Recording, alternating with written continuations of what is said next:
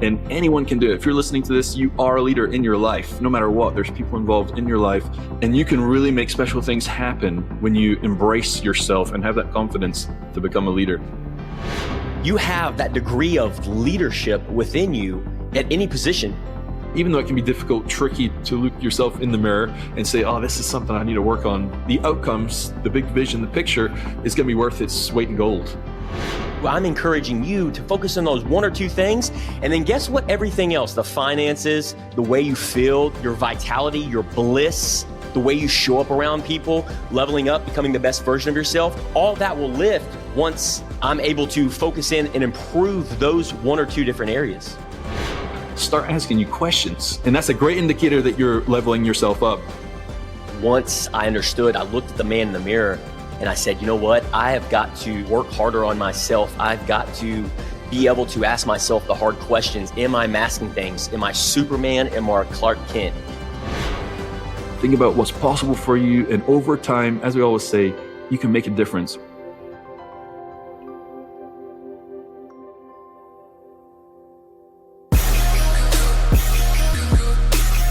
So we've mentioned the Enneagram before, and it's my favorite. I don't even call it personality test, because it's more than that. It really is more about determining your internal motivators, your drives in life, which we really don't understand. People, if you were to read what your internal actual motivation is, you'd be like, I did not know that is what's been driving me, and I do these things so I can receive this.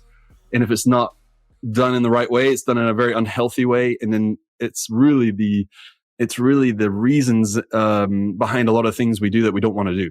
And I say all that to say that my Enneagram, I'm a 3, I'm an achiever. And at the root cause of an unhealthy 3 is that my achievements are my self-worth.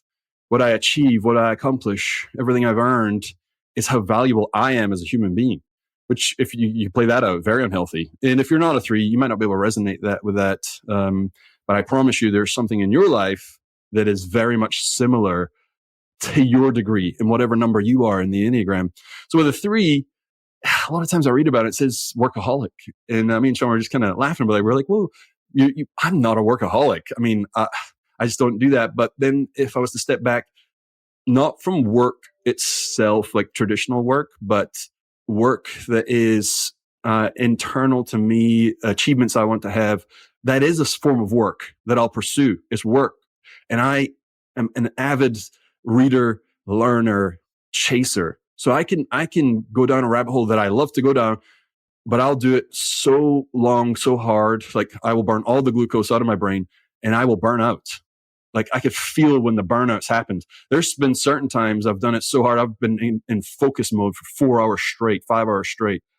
I'm like, I do not feel good. And I'll suddenly realize I have been zoned in on learning about this thing, and all the ideas, all the writing I've done, that costs glucose, that costs energy. And I realized maybe I am a workaholic.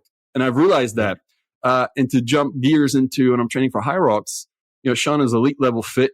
I'm good fit. I'm working to get into great fit and eventually elite fit. But I'd put Sean in, he's if he's not elite, he's right next to it. And will be if he's not. I would say he is. And so I'd be doing workouts with him. And as an achiever, and I love to compete and I love to hang, and I don't want to let someone down. During our training, I would be trying to keep up with him and what the program was for that day. And I would do it for weeks and months on end. And I would be absolutely trashed. My body was not capable of hanging. Just like my reading, I'm going to burn out at some point. Learning, you can only do so much. And so today we're going to talk about working hard and how valuable it is. You do have to work hard. But what I've realized over the last 12 months, just 12, 18 months, rest is equally, if not more important. If you're going to, obviously you have to work hard, but if you are going to work hard, it's even more important to recover then. Because there's no point in recovering if you're not working out. If you're not working hard, there's no recovery required. But if you are working hard, then your recovery is more important. So maybe you have felt burnout before. Maybe you're a hard worker, and maybe you're not familiar with rest. But we're going to dig deep into the things that worked for me, things that worked for Sean, and the importance of helping you level up in all areas of life by really focusing in on your rest. So yeah, take us away, Sean. Where would you start with that? Yeah, the first thing that comes to my mind is when I think about rest, or when I think about high performing and what it is that I'm focusing on, I resonate so much with what you're saying as far as digging deep into thinking and being intentional about it, calling it hyper focus in those, during the day. And so for me, it takes a lot of glycogen. It takes a lot of mental focus, and cortisol, all these different things spike, just like this podcast and this episode. With the energy, time, and effort that we're putting into this, it pulls a lot of the cortisol. It pulls a lot. Afterwards, I can feel my energy going down, even though it gives me energy and I enjoy doing these things. But the way I look at it is that I'm going to go 110%. I'm going to put everything on the playing field in the things that I do on a daily basis in those time blocks. But then more importantly, I'm going to make sure that I recharge the battery, meaning just like your iPhone or your Android. What do you do when you drain the battery when you're using it? You go and plug it in so you can refuel the battery. And I do this at night. At the end of the day, it's typically all the way drained, just like our Garmin, just like all these different devices. They're drained, but you've got to recharge them. Ewan, why don't we do that in our own lives? Why don't we go and recharge and recover on a daily basis? Because let me ask a question. You have an iPhone, you have an Android, or you have a Garmin, or you have some kind of device. If you don't have it plugged in, is it going to last 48 hours? No chance. Not nowadays. More than likely, the answer is no. So you've got to, I have learned, and it's taken a long time to learn this, you've got to recharge and recover on a daily basis. And so I resonate with everything that you're saying. And I know before the podcast, you had mentioned that you experienced this firsthand with training with me. And thank you for the kind words, by the way. Hey, that was, he's being super. I'm always in awe of your fitness. Yeah. I wouldn't consider myself elite level. I'm striving. That's my North Star is the elite level. That's what elite level people say. and so, but I know you experienced this firsthand when we started training together, and we really pushed the limits. We really pushed and challenged each other and just leveled each other up. But I know more so for you, and you got up to speed really quickly. How did you, I'm curious, take the listeners and take myself through when you were in those moments of experiencing the almost burnout and fatigue. And I remember having the conversations with you early in the morning at 4 a.m. and you saying, hey, it's just part of it. It's just in my nature. I'm from Scotland. This is what we do. I'm used to it. Pain cave. Yeah, and I'm sitting here going what is this guy doing for recovery? What is this guy strategically doing to make sure he can come back stronger tomorrow? So do you want to tap into that, pull back that layer? Yeah, it was man, multi-leveled, multifaceted. But one of the hardest parts for me was having the conversation with you to get to the point where maybe I was like, man, I can't keep this up in my body. I'm like, man, this is going to impact our overall goal. And I really loved working out with you in the mornings. I just wanted to so bad. And I committed also, and I didn't want to let you down. I didn't want to go back on what I had said, especially because it might look as my Enneagram 3 might look bad, and Enneagram 3s don't like to look bad, that my commitment was wavering, which it wasn't. It was actually the opposite of that. My commitment was so high that I was willing to have to change it up so that we could get our goal, and I really didn't want to let you down or myself down. And so what led up to that point was, getting up early. And I've realized this, there are different chronotypes, different types of sleep, people who sleep, different times of the day, different times of night. And there's been major studies into this. And I've tried to tweak my circadian rhythm into waking up early, months on end, months and months and months. And it's not like I just tried it for a week or two, months on end. And I always felt drained. I would have a hard time sleeping at night. And it's funny. You think back and you hear things that maybe your parents said or your other family members. And my mom and dad go to bed at 11, and my sister goes to bed at 11. They wake up at 7. And I'm like, in my terms now, I'm like, no, you got to get up early. I've always known you've gotten up early. And for me, I'm like, no, the early bird gets the worm. But if the early bird gets up too early, well, then he missed some sleep. And so he's not going to be as sharp to catch that worm. And that's so right. If your sleep type is so important to figure out, well, what is your actual chronotype? Because if you're fighting against the tide, you will burn out. And that's really what I was doing. I was fighting against the tide. And so I've had to come to terms with waking up a little later, which I actually don't like, because then I feel behind. And so I've been coming to terms and having the conversation with, well, you can't feel bad about that because it is what it is, and I've played around, and this seems to be the time where I feel at my best, So, I had, in my early 30s, was doing CrossFit really hard, and it was the only other time I could reference where I had trained so hard, just 5 days a week, waking up, hitting the gym, blasting my body to pieces every single day because I could. And I remember one day it took me 15, 20, I don't actually know the amount of time it took me to get out the car because I was just staring at the steering wheel in my driveway. And then I suddenly realized this is what physical training burnout is. I was just totally disconnected from my body, my sleep. The recovery was just non-existent. And it was a terrible place. Couldn't focus on work, couldn't do all the things. So I scaled all that back. So I truly know what burnout is, and I tasted it training for High Rocks. So I caught it pretty early. And so I scaled back, and now it's all hands on deck for recovery. Like, I just realized how important it is when you're working hard. And that's true for work too. Like, through the day, you know what, I'm going to hold back on that. We'll get into that for work. But yeah, what would you say to that? Yeah. So man, I resonate with so much what you're saying as far as like the training and the overtraining and just wanting to put it all out there, because we think how you do one thing is how you do everything. So when you're training hard, whether it's CrossFit or in business or even in life, it's like I'm working harder. And so we've heard terms like work harder and work harder, not smarter.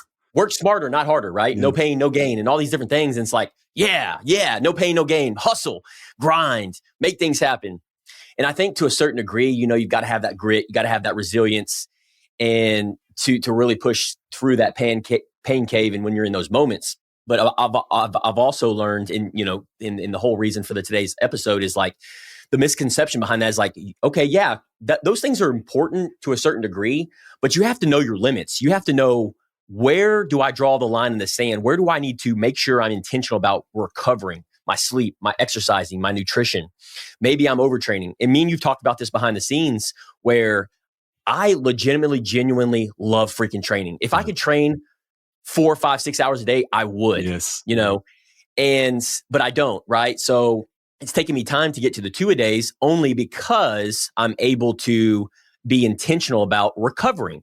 And so how that relates to business and how that relates to life is the same thing. So if you're a new, maybe you're starting a business, or maybe you're in a new role at work or leadership, whatever it may be, you're applying new skill sets, which takes a lot more energy. Well, a lot of times we find ourselves working really hard at it because we care and we have a goal in mind. And then we don't take enough time to step back and go, oh, dude, I haven't recovered. Mm-hmm. I haven't taken the time, energy, and effort to plug my battery in to recover. And that could look like a bunch of different things. And I'm curious, I'm going to get to my question with you, Ewan. But for me, it's managing that stress so I can show up stronger in these different aspects of life. And so whether that's a massage, or whether that's meditation, breath work, whether that's shutting my computer at 4:00, my phone, do not disturb, it goes immediately on do not disturb. And then I'm focused on whatever it is I'm doing at that moment. So these are all different things that I'm able to manage. So, which at the same time, that allow me to show up stronger and work smarter, I believe, because I'm still going to work hard, Ewan. I'm still going to work hard. I'm still going to train hard, but I'm working smarter. Here's why: because I'm doing these different things that allow me to show up stronger, whether that's sleep, well-being, nutrition, meditate, all these different things. I say this all the time. When I get a weekly massage, I used to get two massages a week. People are like, what? They look at me like I'm crazy. And then now I've backed down to a weekly massage. And I tell everybody that I talk to about massages, I'm like, I'm such a big believer in it. And it's for somebody saying, well, I don't have the money, right? 50, 60, $70. And I remember saying every time somebody tell me something, I was like, I can't afford not to, because I'm not able to show up and be the best version of myself in these different aspects of life. And to me, what's important is feeling good, right? And if I'm not feeling good, then it's hard to really live out my life's purpose. So I'm curious with you, man, what are some things that you've put into place for stress management and been super intentional about to allow you to level up in these different areas of life? Because, man, just watching your journey in the last 12 to 18 to 24 months, and I know a lot of our friends are in our family, our community, and even myself just being front row seats, I'm like, dude, this guy is leveling up, not only in business, but also in his marriage, in his relationships, and a servant leader, and in fitness. I'm like, man, the sky's the limit in this guy. What's he doing? What's the key ingredient, Ewan? It's so funny to say, because man, maybe it's my Scottish nature. I'm like, man, I need to step it up in all areas. Like I really just think that all the time. I'm like, man, I'm so behind here. I need to, and not from a bad place. I've learned to not do it from a bad place, but more from like, man, I see where I could be, and I want that. So I'm always looking about where I could be. I don't often take stock. Like even right now, I'm probably the fittest I've ever been, and I'm like, man, I got such a long ways to go, and I'm looking forward to every step of getting there. I want it today, but I know it's not possible. But in saying that, if I'm going to get there, then I know the recovery is such a huge portion, and only reason I know that is because I know what burnout feels like, and I know what it does to my training and to my goals and not just training, but other things too. And man, you asked the question earlier, why do we do that? We know need to plug our phone in. And I was thinking about that for a minute, and but we don't do that. We don't plug ourselves in to recharge and recover. The reason why we don't do it, I've got it, man. This is it. The button. Let's hear it. The little green battery at the top of the right-hand corner tells you when it's getting low to plug it in. We're not good. There's no graph to tell us that we're getting low on the chart. We're just cruising through the day. We're not aware. We're not paying attention. And so it just gets there. And before you know it, you're on zero. You're toast, and so then that's why we flop. That's why we make bad decisions. We've got no energy. And so if we could see every day, I'm about 25%, great. I put 75% effort into the day. Now is the time to scale back for the day, relax, don't do anything over strenuous, and start recovering so I can get back to 100% for tomorrow. And so I think gauging where you're at through the day, and that's something I've been working on. One of the main things, and we've talked about this many times before, you've got it on your finger, I got one on mine, the Oura Ring. And now I even watch my Garmin watch because I wear that to sleep, and it gives me scores. So the first thing in the morning, I can tell, how did I do in my sleep last night? How did I recover? Because that's what sleep is. It's recovering and recouping. And that's right, man. The studies say, I think it's 10 days. I think the longest someone's gone without sleep and they died. That's around about the 10-day mark. Wow. If you don't sleep, you die. Like that's and that tells you something right there. Yeah. Yep. They say if you don't sleep, if you have a bad night of sleep, or it might be 48 hours or 2 bad nights of sleep, you're the equivalent of driving drunk. So if that's just 2 days. So if that tells you something, your brain's not working. The brain has a washing. It washes itself at night. What's the fluid? It's not that. I forget what it is. I'll have to put in the notes, but it washes the brain out. Right, it keeps the plaque from building up, and it keeps it healthy, fresh, good to go. And so, if you don't sleep, you're not getting that, and so it accumulates this fatigue, which impacts the body, releasing chemicals and whatnot. So I feel like I've done a really good job of getting my sleep dialed in.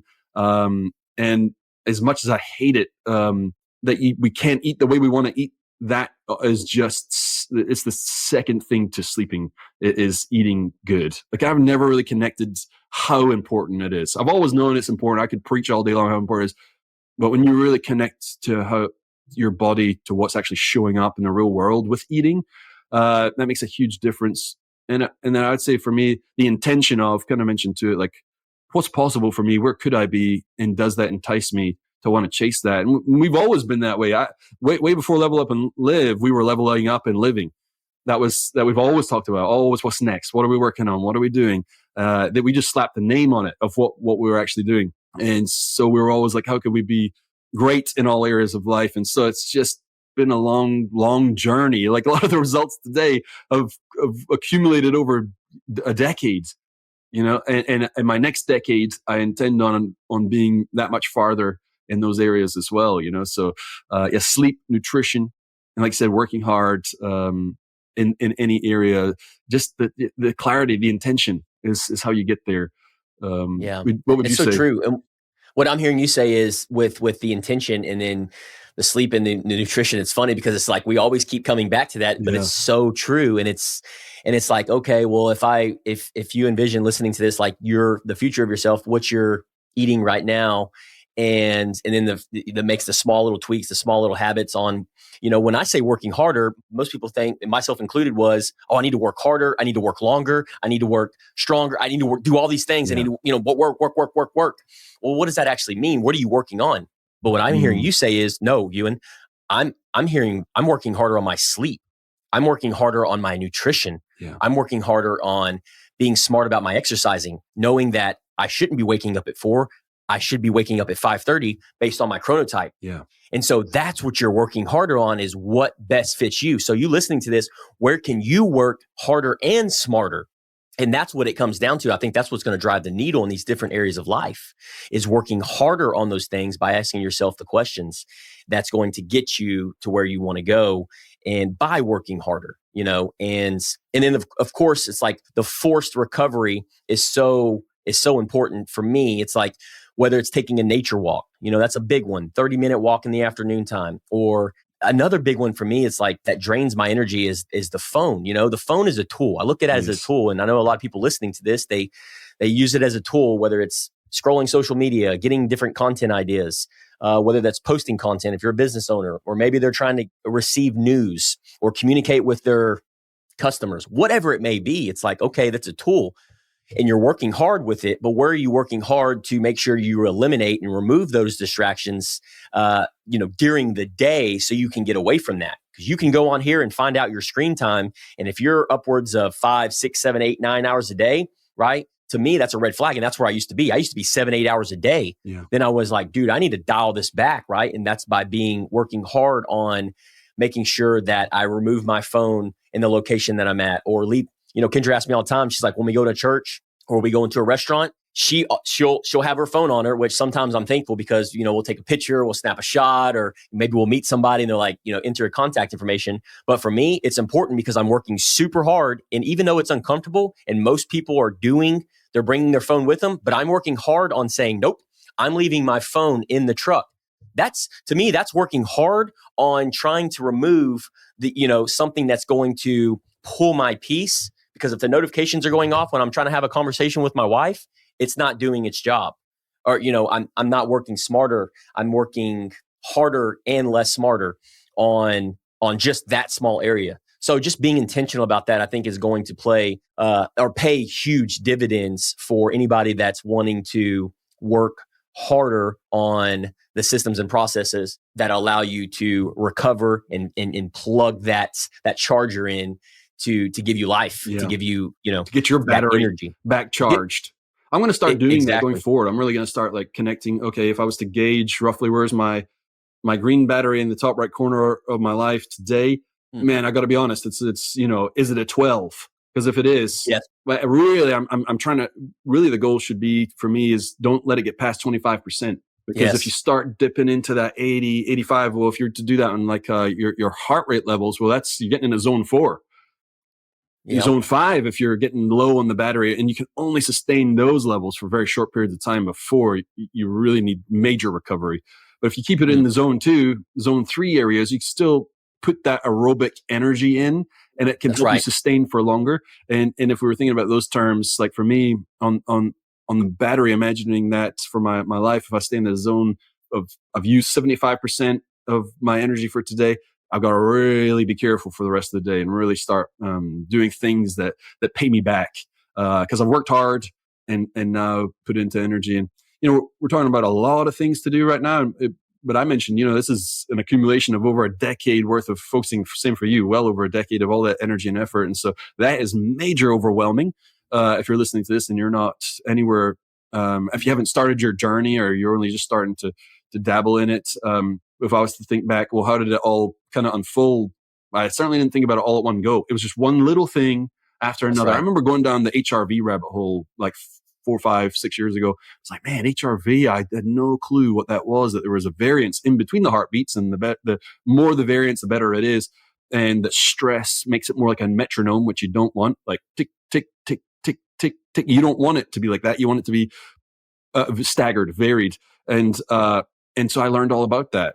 And I just absorbed it, and then I kind of implemented it into my life and focusing on, well, how could I improve those things? And this is over a period of weeks, months, listening podcasts, reading books and whatnot about how that impacts me. And that's me. That's how I roll. That might not be how somebody else does it, but the point being, it was just one little thing that I adopted into my life. And so once I really had that under control, I looked into something else. Like, oh, now I'm going down this route. Like, how does glucose impact my energy levels, my blood glucose? And then, I study about that. And then, now I've got that under control. And in my wife, how am I showing up for how do I speak to her when she does this and I respond X? Why am I doing that? I don't like how I'm being.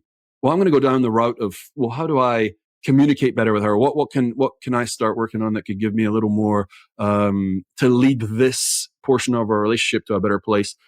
And I would go study, how do you control yourself? Like, and how do you respond? And one of my major things that I picked up out of that is like, don't speak back. Your breath is your first word, and then ask a question. What makes you say that? Like, if that should be on my tombstone. Hey, what makes you say that? Like, in a question mark. I asked that many times because it helps clarify. And I got that from, okay, so we're adding all these things all at one go. That's overwhelming, but just pick one little area that would improve your life today, something you're interested in that you would enjoy. And then just go down that rabbit hole and reap the benefits of recovering and adding that into your recovery routine. And in 10 years, which you'll still be here in 10 years, hopefully, well, then you've accumulated all these things and you'll be excellent at that too. Right? That's the process. That's how it works. It's not glamorous, not sexy. It's time. But the results will feel great. That's right. Yeah, me and Kendra. So we've learned here recently, like we have people call date nights, right? So me and Kendra, I feel like we're just like rebels. We're like going against the grain of sand. Like we do the opposite of what everybody's doing, right? It's like people call it date nights. We call it date mornings. And so the reason we do that is exactly with what we're talking about in today's episode is recovering. And so for us, like we're exhausted. We leave it all on the playing field by 5:00. When she gets home, I'll have dinner ready for her and I'm usually exhausted. We exchange, words. We ask each other some questions, ask each other how each of our day went.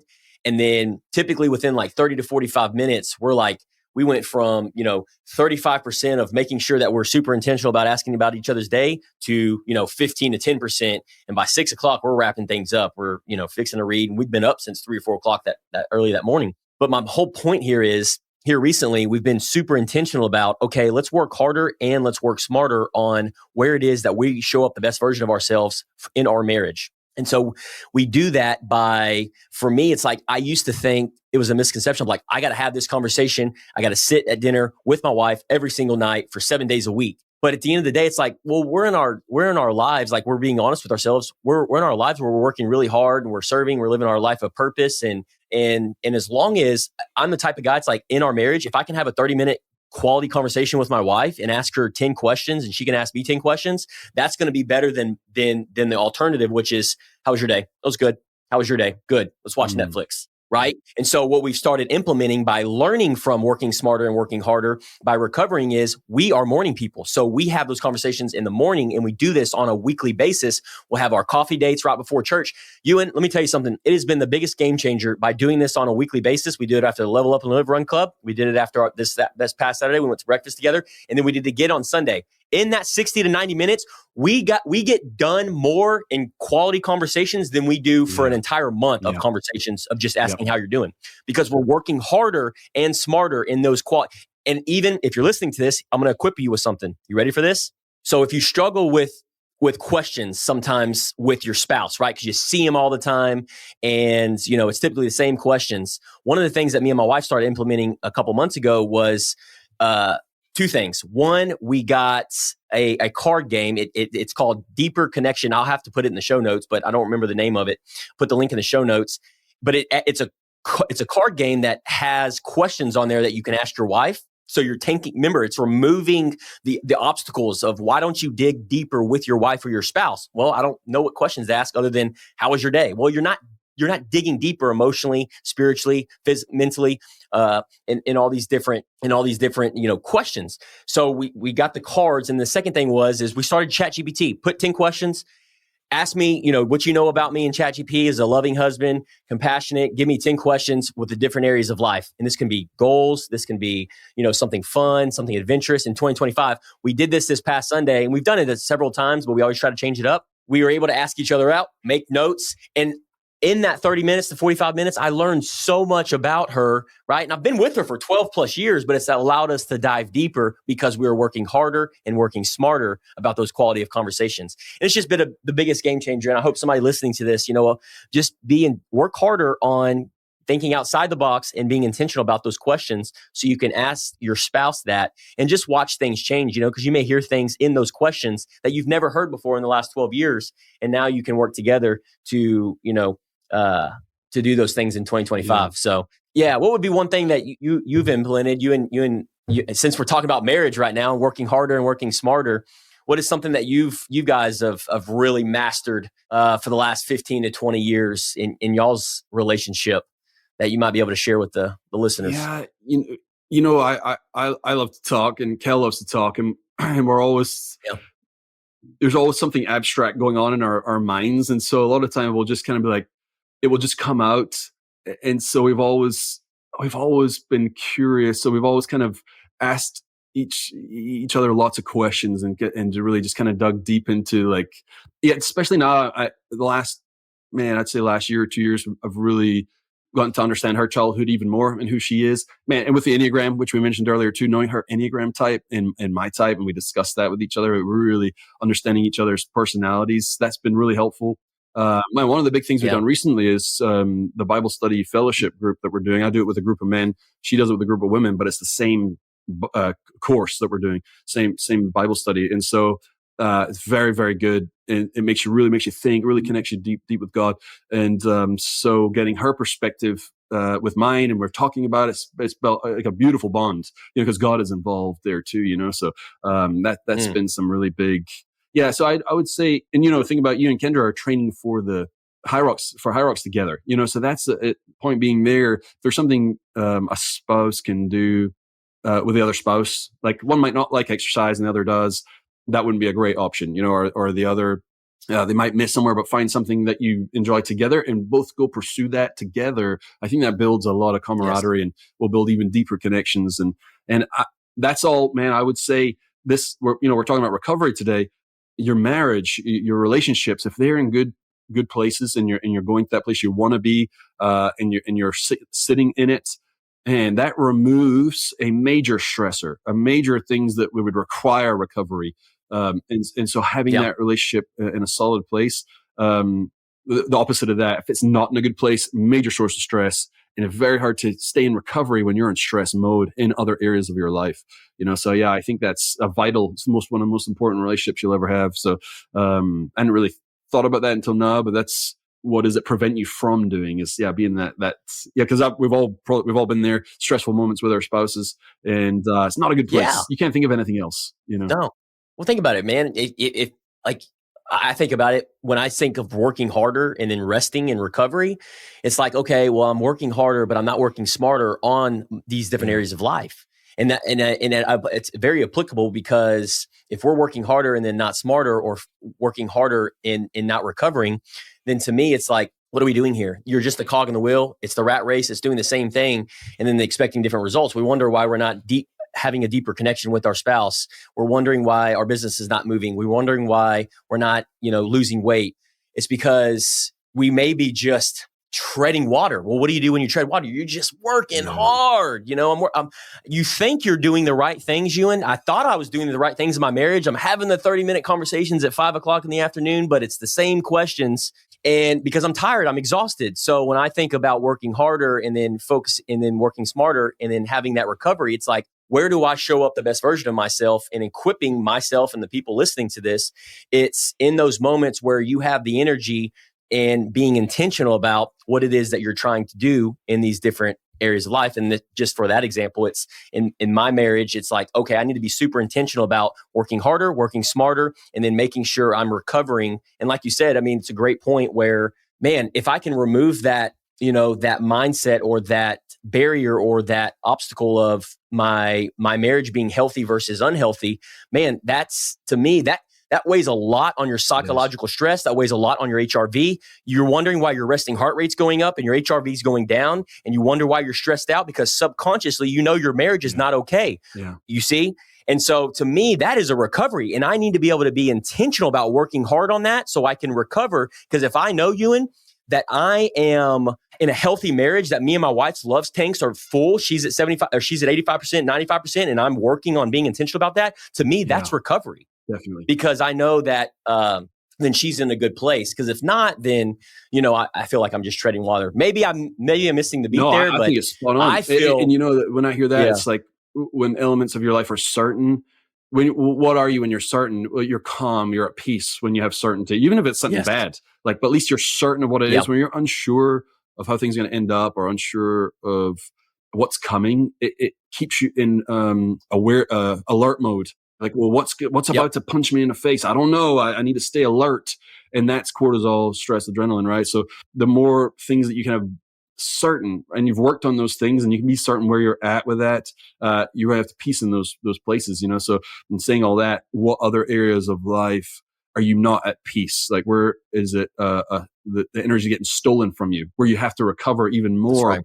Right. Like some low-hanging fruit, you know, like even not following through with what you said you would do creates a identity and habit patterns that creates this, you're not certain about yourself.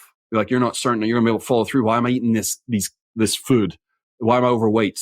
I'm not certain with this area because I'm not executing. I don't want to be this way, and yet I am. I'm not doing anything about it. I am not certain what I need to do. And so it's a sense of stress within itself. Thinking about what you're not doing creates stress. And what does that mean? What does it mean? It means you're not focusing on what you do want. You're focusing on what you don't. That's right. And it's just, there's two paths, always two paths. And you're going down this energy sucking, draining, negative space. And you're very uncertain, as opposed to flipping that, doing whatever it takes to work hard to flip that and get going the direction you want to go. When you're certain about your food and you know what you're eating that day, and you love how you feel, and you know what's waiting for you, and you've actually set yourself up to where you're hungry for what it is you're about to eat, and you love every meal, and you're proud of yourself. You're certain about that. You just get to enjoy it. Now you have all this extra space of, well, what can I do now? What can I do with this energy and this freed up space in my mind to go do things, extra things, as opposed to the version that's like, can't think of anything else. So downtrodden, uncertain, unsure. It's just clear what you need to do. And if you are in that boat, I've been there many times in many different areas.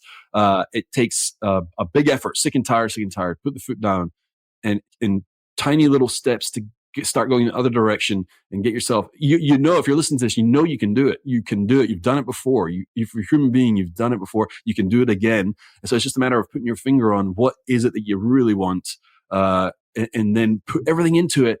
And as you're going, just know that the recovery portion of this, right? Go hard every day. If you screw up, that's okay. Recover from that and put the energy into that and do it day after day. And we're here, Level Up and Live. Me and Sean, we're here. Get connected. We love to talk to people about this stuff. Fires us up. Like, we just fires us up. If we could help with that, like, man, bring it on. It's energy for us, you know? Well said, man. Yeah. So recap, what is one question or one thing that you can implement in your life for, as far as a habit and a recovery method on a daily basis, so you can come back 1% better than you were yesterday, 1% stronger, and in these different areas of life, and just get super clear on that and just try that over and over. And like Ewan said, share it with us, DM us, message us, let us know your challenges, and let us know what recovery method's working for you after maybe applying some of these different tools and mindset on what's working. And like I said, I'll have to get the name of the cards, but man, we've shared that with other married couples, and it's been a game changer for them. It's been a game changer for us. And so it's just really leveled up our marriage, and it's allowed us to really, recover from spinning our wheels of, how do we level up, and to me, it's like asking the right questions, because that's asking good quality questions is an important aspect of a good quality life, in marriage and business and friendships and all these other things. So outside of that, thanks so much for listening. Thank you so much for listening all the way through. You're a true, top 5%er. You're a true, wanting to level up and live your best life. We really appreciate you. We're grateful for you. Make sure you share this with a friend, a family member, anybody in the community. Leave us a positive review on what you liked about the show. Outside of that, level up and live. Level up and live.